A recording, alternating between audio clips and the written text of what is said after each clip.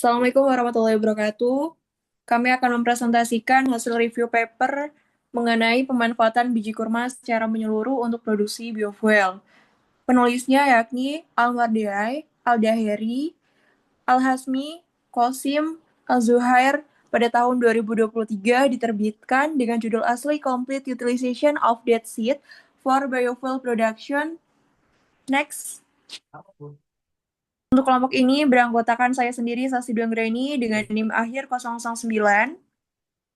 Dan saya Wildan Noval Ilham dengan NIM 013. Dan untuk Jefferson Gamau tidak hadir untuk malam hari ini dan tidak mengerjakan untuk presentasi pada hari ini. Next.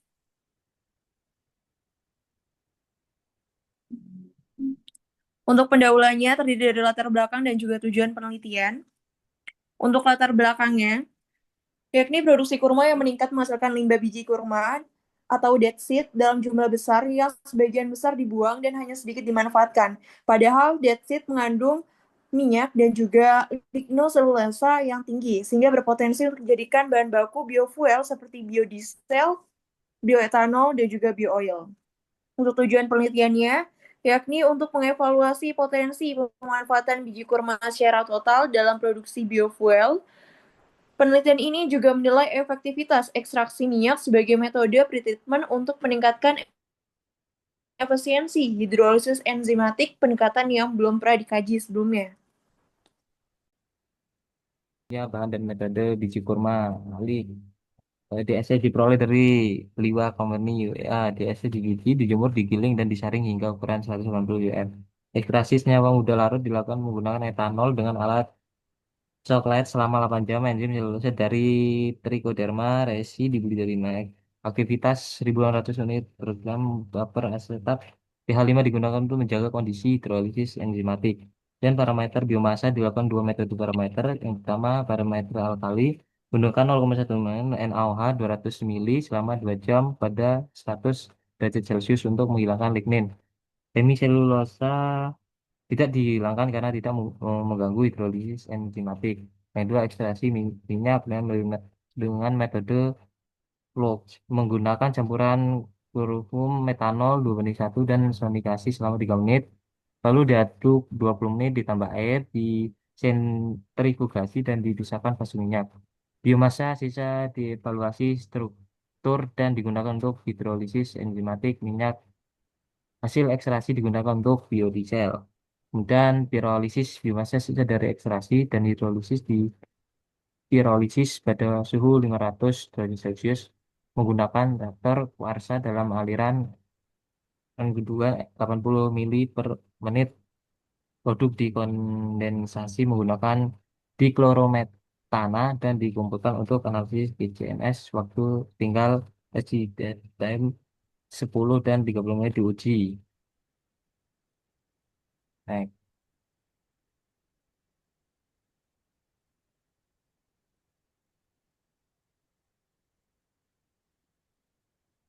Bahan dan juga metodenya, yakni pertama untuk analisis dibagi menjadi dua, yaitu karakterisasi pretreatment dengan kandungan selulosa, hemiselulosa, dan juga lignin ditentukan dengan isolasi asam basa, perubahan morfologi, struktur kristal, dan juga gugus fungsi, dianalisis dengan SEM, XRD, FTER, dan TGA.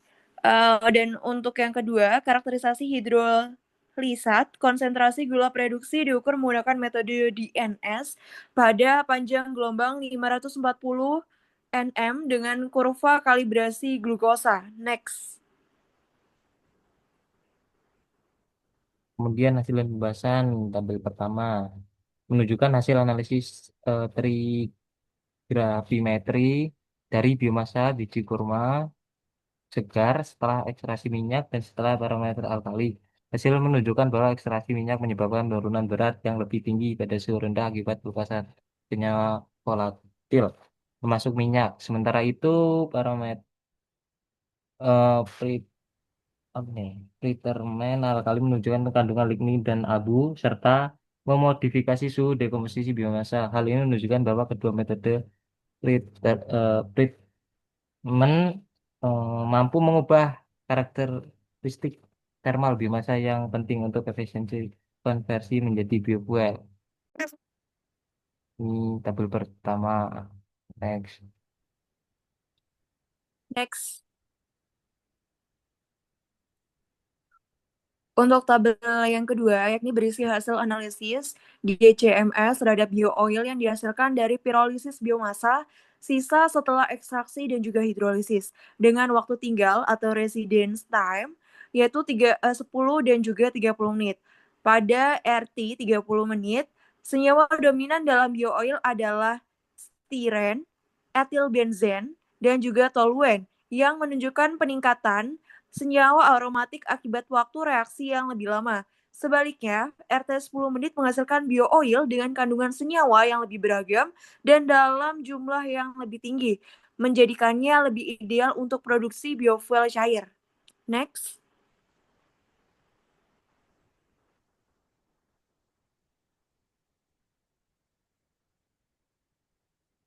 Kemudian tabel berikutnya menunjukkan komposisi senyawa dalam uap tak terkondensasi gas hasil pirolisis. Komponen utama yang terdeteksi adalah dialose 1,4:3,6 dan dianhidroglucovinose dan 5 hidroksimetylfural yang semuanya merupakan produk degradasi selulosa dan hemiselulosa. Kandungan senyawa organik bernilai tinggi ini menunjukkan bahwa gas hasil pirolisis bukan hanya limbah, tetapi juga berpotensi dimanfaatkan sebagai bahan kimia fungsional dalam industri. Next.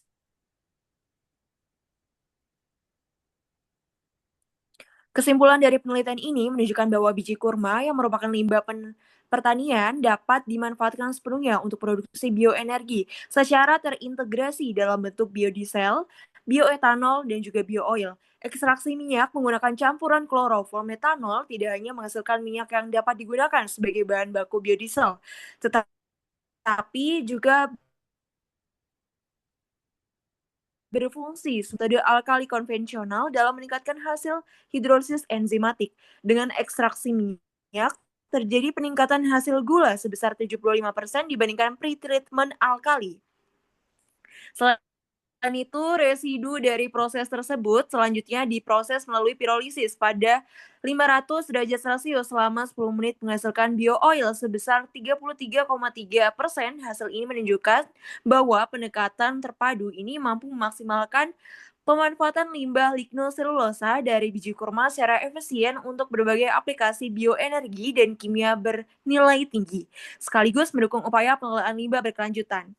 Terima kasih atas perhatiannya. Sekian dari kelompok kami. Terima kasih. Wassalamualaikum Assalamualaikum warahmatullahi warahmatullahi wabarakatuh. wabarakatuh.